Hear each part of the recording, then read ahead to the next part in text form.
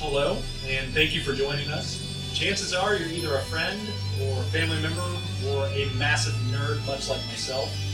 So welcome to the first episode of the Fail Squad Plays Starfinder. My name is Evan, and I'll be your game master, or GM as the cool kids say. My job is to provide our players with an engaging story. If you're new to all of this, maybe you're asking the question, what is Starfinder? Well, Starfinder is essentially Dungeons & Dragons, but takes place in a futuristic sci-fi setting. What does that mean? Well, it means you're listening to 6 adults playing pretend and letting dice rolls decide whether we live or die. And if you're asking those questions, then you're in the right place. Despite everyone at this table being a massive nerd, most of us are very new to tabletop RPGs. We've had a few sessions here and there between us, but have never had a consistent campaign. So if you're a master of the rules, please bear with us as we learn. But enough about that. It's time to meet the players. We're going to go around the table and allow everyone a brief introduction. Hi, I'm Miranda. I am going to be playing a character named Skittles. He is a Skittermander, and he is going to be the party's ace pilot / mechanic. He's kind of a wild card, so watch out. I'm Kai. I'll be playing Yomi, a Yosoki, and he'll be the captain. My name is Mike. I am going to be playing a female Kasatha, and I will be our group's healer. My character's name is Laura Toshka. Hello, I'm Drew. I'll be playing Jun Tukal, the showbed soldier. I'll be the muscle of the party and the guy behind the guns on the ship. Nice to meet you. Hi, I'm Tim. I'll be playing Solara, and I'm an operative and a con artist. And I'm famous for being a con artist, so it's gonna be fun. Alright, so we've met everyone, and like I said, I'm Evan. I'll be the game master, and I'll be the guy trying to pronounce everyone's names at this table. Alright, so picture this if you will. We come in with a moving shot of empty space, blacks and blues speckled with the twinkling of stars in the distance.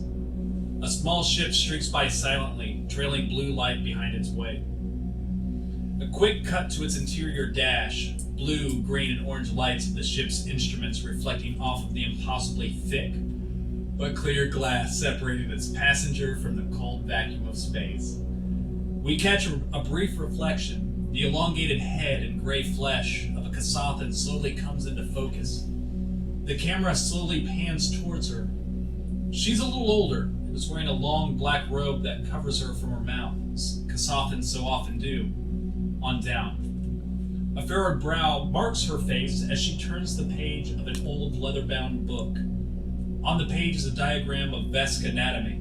She flips back once, comparing the Vesk to the Lashuntas in wonder, and instinctively reaches up and clutches at an old but beautiful necklace. She makes a mental note concerning optimum temperature settings for a laser scalpel when operating on Lashuntas. Far less heat required than the armored-skinned Vesks.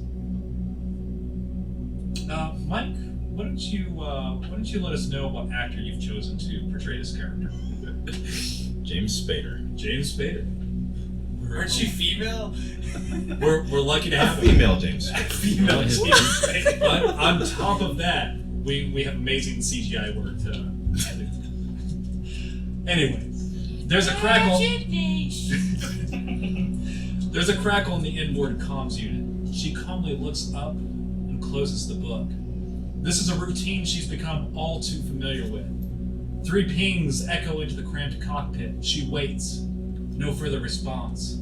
She counts to 10 to be safe and slowly reaches out to her own broadcasting equipment. She flips up the casing of a switch and slowly responds with 5 pings to the prior communication. She doesn't have to wait long for the response. Just above her, nearly occupying the same space, a massive ship emerges into sight, disengaging a perfect cloaking system as it pulls up over the small shuttle. Massive pod bay doors open and blinding white light envelops the small vessel. She calmly puts on a pair of dark glasses as the ship pulls her up. She'd prefer to avoid the migraine if at all possible. Her small vessel docks as she hears the large ship's drift engine engage. Typical business practice. Harder to find a high-profile facility like this in the drift. Double doors slide open as she steps out of the airlock and into what appears to be a massive medical bay. White walls and white floors all laid out in a grid pattern. The whirring of mechanics buzzes as the panel next to the Kasathan opens. A screen emerges from the wall, and the panel closes behind it. The screen blinks, and a blank face of a female android comes into view. There's a pulse of blue light that runs down her face in parallel lines that reveal the circuitry underneath her synthetic skin. The screen moves up, following the grid pattern of the walls, and becomes eye level with the Kasathan. We see Barasol found it appropriate to send a proxy in his stead. This host is pleasing, but you are here. Your name is required. Alora Tashka. Alora Tashka, now say. Alora Tashka, you are to follow me. The screen takes off down the hallway, following the grooves created by the tile-like pattern that makes up the visible area. The screen moves at a pace that allows the female Kasathan to comfortably keep up. We understand Barasul informed you of the duties expected of you, correct? Affirmative. Good. And we understand Barasol provided you with the client's charts, biometrics, and their purchased packages?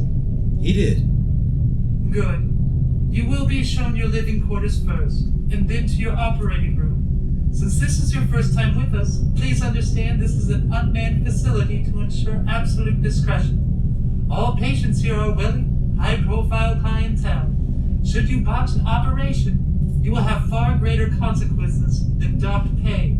Should you need anything during your stay with us, simply speak your assigned passphrase. Your passphrase is Apollo. The camera fades to black as Alora Tashka follows the screen down the hall. Days pass as we cut to a montage of the Kasathan working diligently and precisely. Chrome operating booths hold her patience while she programs instructions into careful pneumatic limbs that aid in her surgeries. Schematics for augmentations are displayed on massive screens. She uploads updates here and there for the intended upgrades, while pressurized cylinders filled with various liquids slowly push nutrients, anesthesia, blood, and other various compounds through a maze of tubing into the patients. Sure, she's amazed at the technology before her. She's never seen this caliber of equipment or the augmentations before. She catches herself marveling at the efficiency of the facility, but always keeps her focus. It's success after success. First, a young female Riforian. Next, a young male Yosoki that gives her a brief pause, but successfully wraps up with no complications. The third is a most interesting and impressive specimen, a massive male Shobad, a welcome challenge in her first time operating on a member of that race. She notes the almost cross of Vesk and Kasathan anatomy. This will be a chapter to put in her own medical journal one of these days, and another success with no known complications. What exciting work. It's her final day at the facility. Alora Tashka is wrapping up the finishing touches on a middle-aged male skitterman. Odd? You don't often see high-profile skittermans. But this is not her concern. The pneumatic arm is cauterizing the last site of incision. Her operating robes hide a grin of satisfaction that is until the skittermander opens its eyes. No, this can't be. Were her calculations off? No, there was enough anesthesia to keep a Vesk grub. Now the skittermander has to have some sort of immunity. And now he's seen her. The skittermander reaches up and grabs the pneumatic arm and pulls it off with a grimaced face and breaks the delicate instrument. He's screaming and is looking around in confusion or perhaps joy. Where are they? Where are the bastards that did this to me? Now this isn't a willing patient. Are any of them? Her conscience, a massive weight on her shoulders, a sense of panic. She loves science, not money. A million questions fly in. Why the discretion? Why an unmanned facility? Why should there only be one person here to perform these operations? Were they going to kill her after the job was finished? No, do no harm. She's not some scalpel to be used for ill will.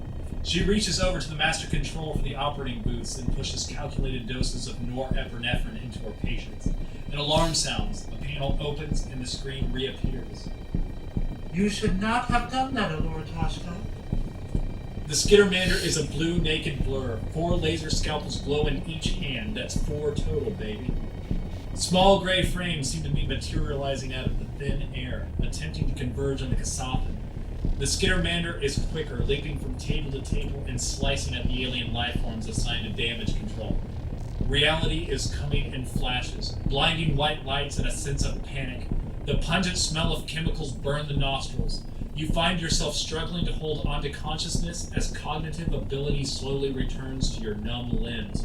Ringing ears complement the "someone just kicked my brain" headache that is most likely holding your full attention. There's a commotion somewhere.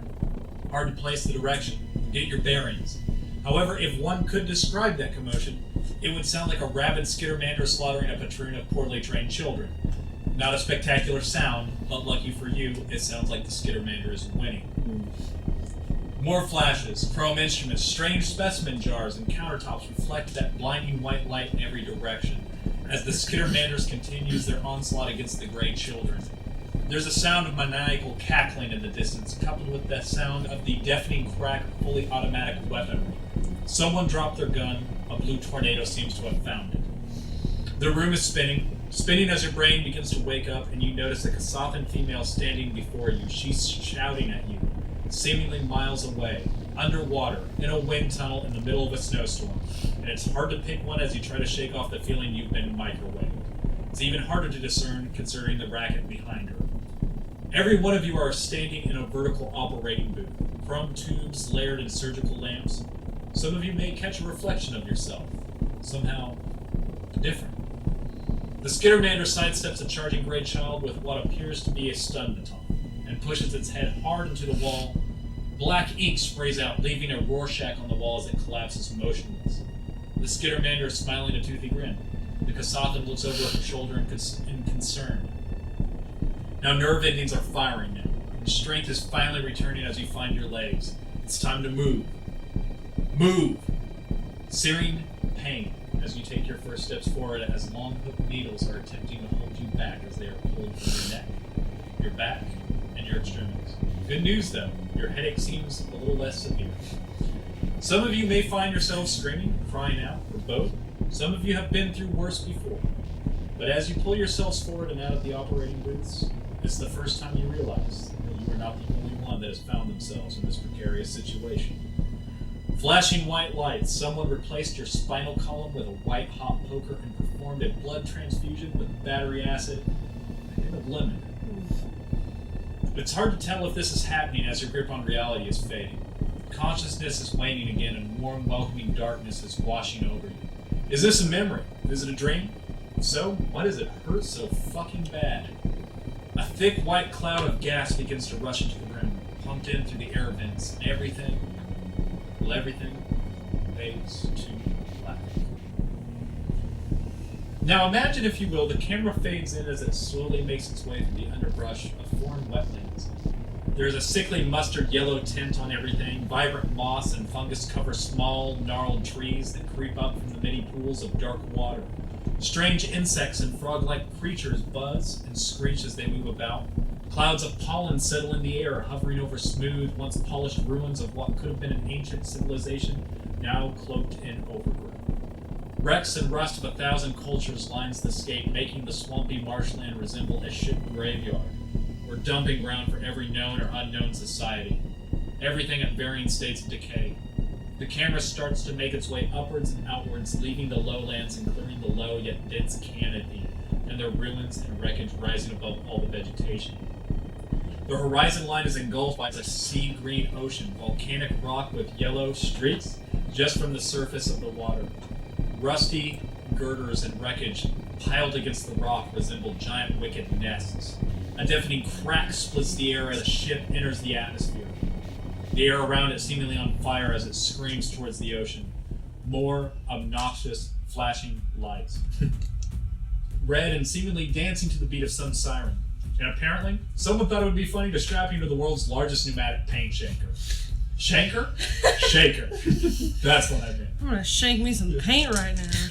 It's awful hard to do. No, this isn't the same dream. This isn't the same place. There's gaps and no timestamps to establish a timeline.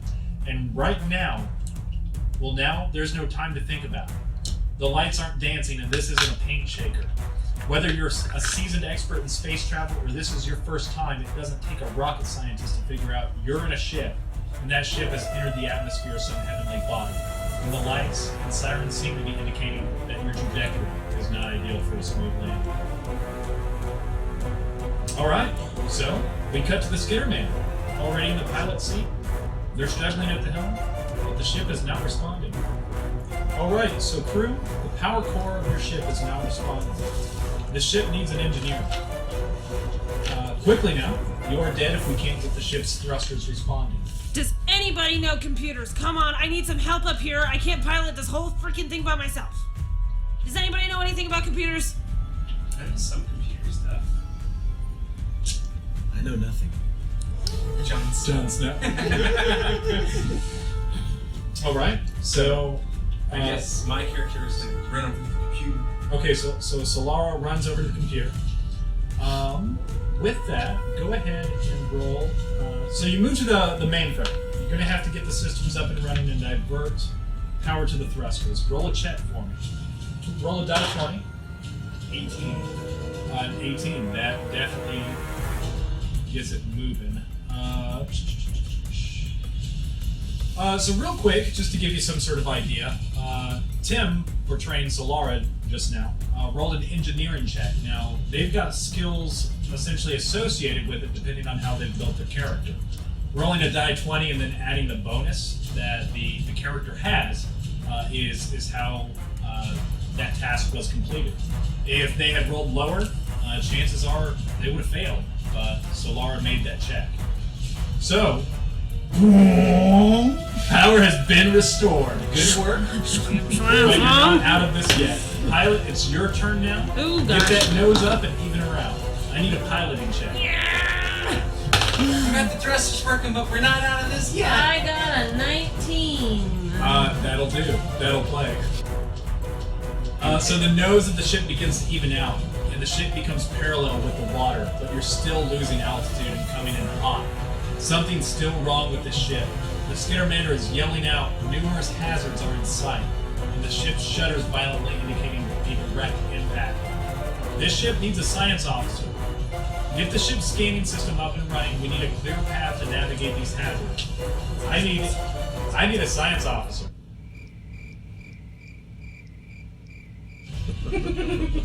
No science officer. I've got no Ooh, I science. have a computer check, but I can't do that in the piloting seat, can I? Do you need me to take over? Can you? Yes. Okay, fucking hold this bitch steady, I got it! Yeah, So, do I need to roll a new check? June's gonna do a piloting check, or can he just hold on, like, based off of my check? Like, cause I have a course set. Yobi, what's your computers? I don't think I have. You don't I have- probably have No, the I best. don't. I've got a No, plus you- 7. My I don't. computer's a +7 as well. Okay, so we can have you multitask. We Me can too. have Solara You're do the son. both science. Oh, okay. Then who's the engineer? Well, Yomi knows engineering, right? I know engineering. Yeah, so Yomi can do engineering. We really don't have it. Well, we'll see. We'll find out.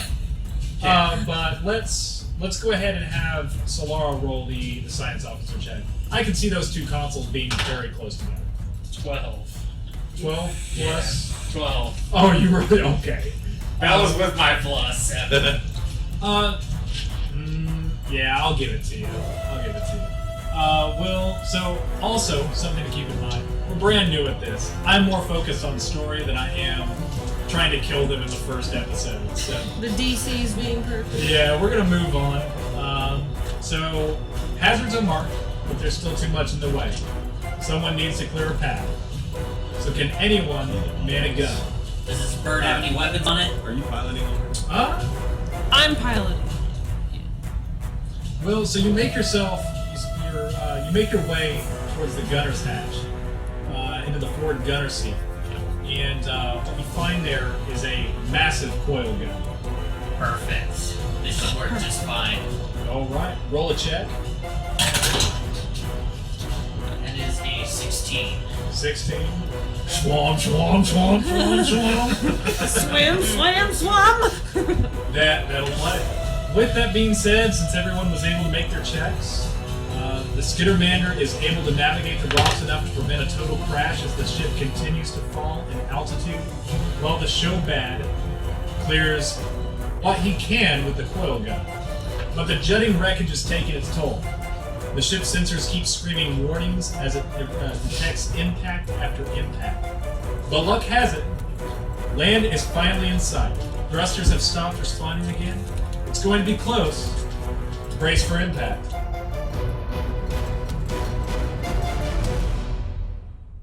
Hey guys, Yomi here. Thanks for watching the first episode of the Fail Squad Plays Starfinder. If you enjoyed this video, please feel free to leave a like and comment below. And if you're feeling especially special, you could subscribe and hit the bell. Until next time, stay awesome.